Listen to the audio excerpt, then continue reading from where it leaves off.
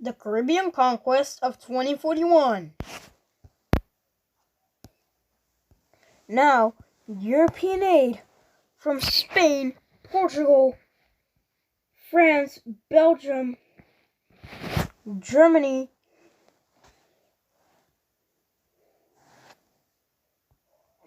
and Italy have gone, with Spain making an inland landing.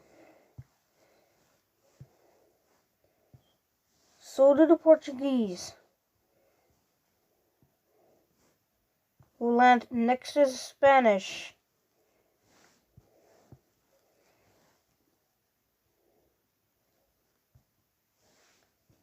The port of Antwerp was very useful for Belgium, since it made a lot of territorial claims. Later up, the French joined,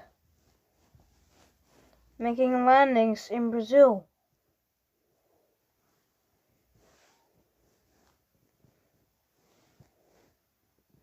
The French actually took a bit of Belgium's land, but they made an agreement so that it would be brought back.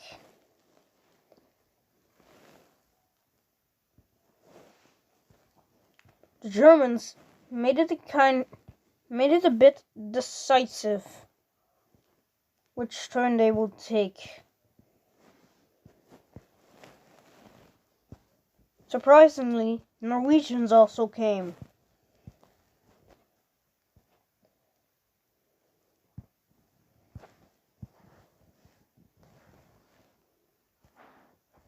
And last but not least, the Czechs came, with some aid from Italy, Slovakia, and some more. And to finish it off, Italy officially comes in the war, with landing sessions now making it fully responsible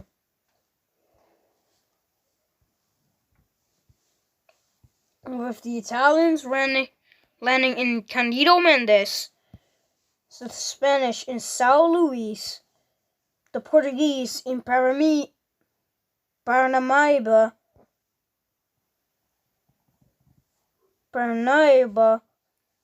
the Belgians in Acre, Itapipoca, and Sobral, the French in Fortaleza and Madrid, the Norwegians in Quixada, the Germans in Rusas and Mosero, and the Czechs in Natal.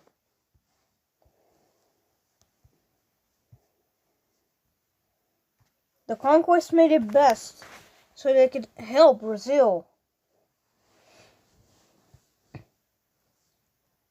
And yes, the Argentinians declared war on the Caribbean Community Federation. They signed a pact with Uruguay to be defended on whatever move the Caribbeans make into bombing the Continental aid or them.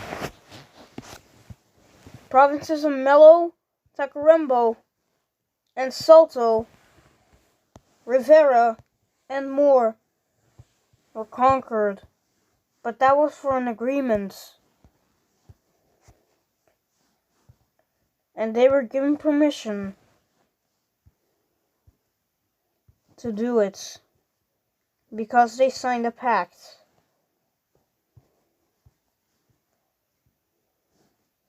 And finally, with a debate after Chile, they made a pact that they finally decided that they should unite with the Argentinians to prevent any move that the Caribbeans make into invading mainland South America, North America, or any on the American continent, or even make bombings to Europe. Later, Ecuador also signed a pact with Colombia, starting from Puyo, that Colombians made an advantage so to protect them from any more moves that the opposing occupier makes. Together with Brazil, Bolivia, and Argentina, they forged an agreement attack for protection in Peru. Colombia took some, as the Brazilians took most of the south, together with Bolivia.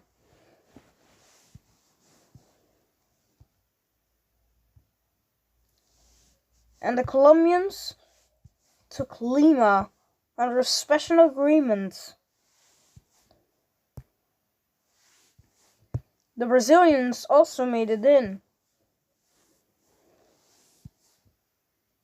The rest was occupied by Argentina or Bolivia.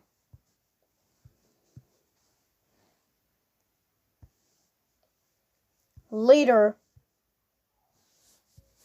the Argentinians forging into the two remaining provinces, and Bolivia, together with Paraguay, signed a pact in Fuerte Olimpo for a forged alliance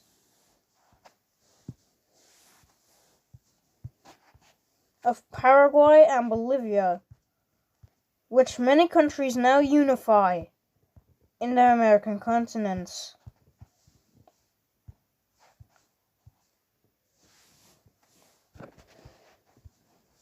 In the meantime, back again with the Caribbean islands.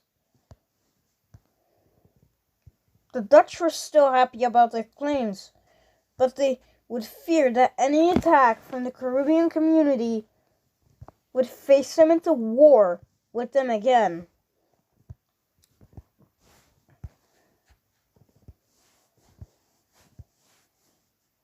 The Dutch made staggering progress together with the Colombians, but the Dutch lost Puerto Rico. Basse-Terre, St. John's got liberated. Basse-Terre, Roseau, Fort-de-France, and Castries were heavily liberated. They were back again with Jamaica and Guyana, making it back into liberated Dutch land. They took Grand Roque, but heavily bombing raids of Grand Roque, but the Dutch still held on with massive bombing raids in Caracas. Later, from Maracay, the Dutch took again Caracas and started invading La Asunción, Cumana, and more. Together with Guyana, they tried, but then Guyana surrendered. So the Dutch were not really in helping, but they forged on from Montreal.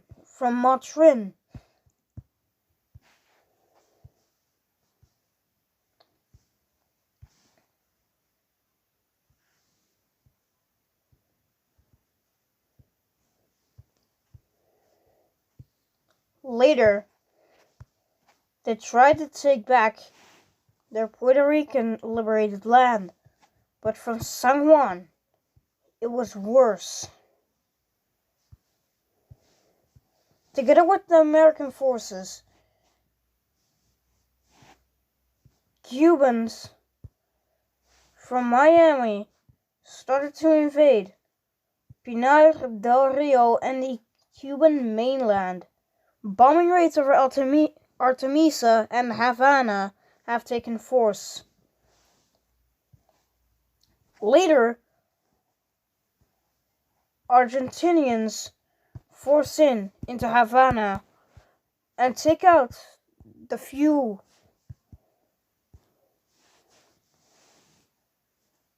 Later, Antiguan forces, together with some Angolans who immediately entered the war, saw an opportunity to liberate the Haitian Peninsula. But then, fighting ranges and bombing raids over Angolan liberated territory skyrocketed, and many, even Argentinians, couldn't believe it. But then, Antiguan forces got a hold of some of the territories. They liberated Nassau and only Freeport, but that was the job of the U.S.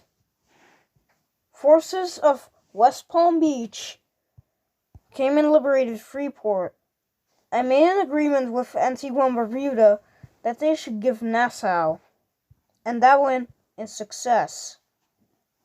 Now Cuba was kind of carved up between the lines of Angola, Antigua and Barbuda, the U.S., and mostly Argentina, for protection against the Caribbean forces. However, bombing raids of Caribbean airlines and air forces began.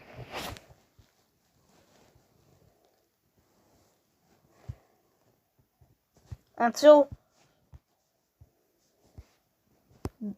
from all across the pond, the British thought finally it was time to shine and went into the Caribbean. They signed an agreement with Canada that they should give Bermuda to the UK, like the former times. Later, they liberated Jamaica. Massive bombings were happening in the Haitian Peninsula. The British got quickly of Caribbean forces, together with in Puerto Rico. In the meantime,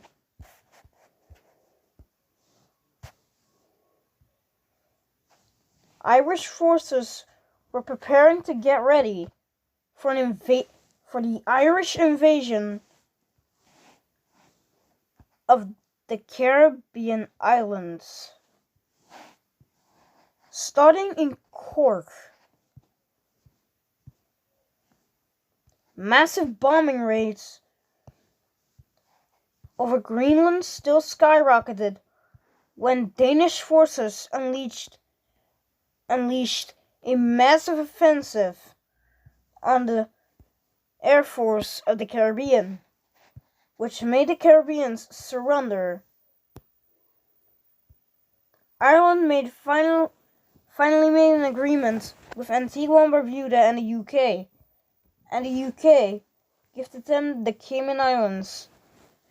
There were massive invasions, bombing raids over the Cayman Islands, but then, after 10 days, the island was finally captured by the Irish. Later, Irish forces also landed in Brazil, which made it even worse for the Caribbeans and more successful for the Dutch.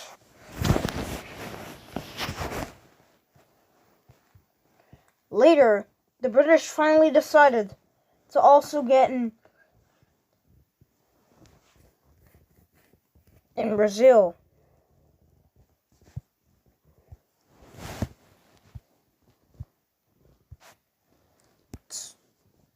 Turkey, India, Ukraine, and more countries started to join.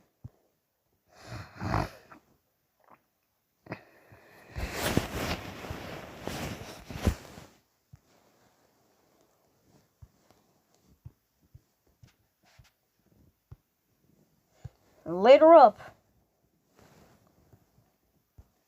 Greek forces also started to join in the war. They started shipping to Brazil.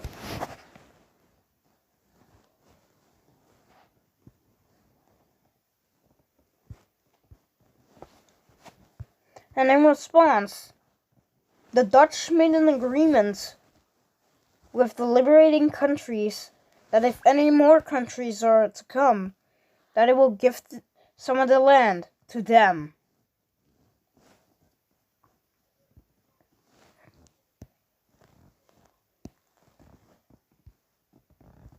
Most surprising of which who joined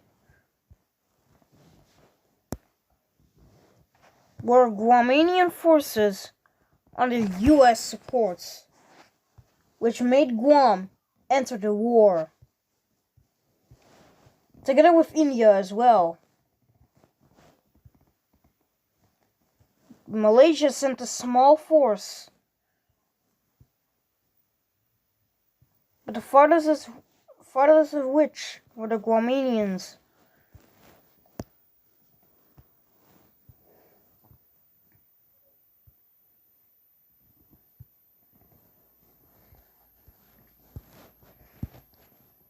South Africa, who was mostly non-aligned, started shipping aid, but was not affected with any sort of thing in the war. Later, Indian troops started going to Brazil to get things settled down for the Caribbean forces.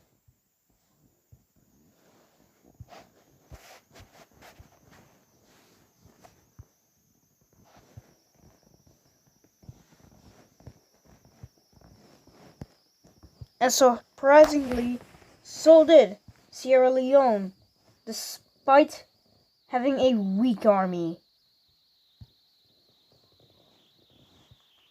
Tonga also joined, but was not really surprised by the lack of many forces already joining in Brazil.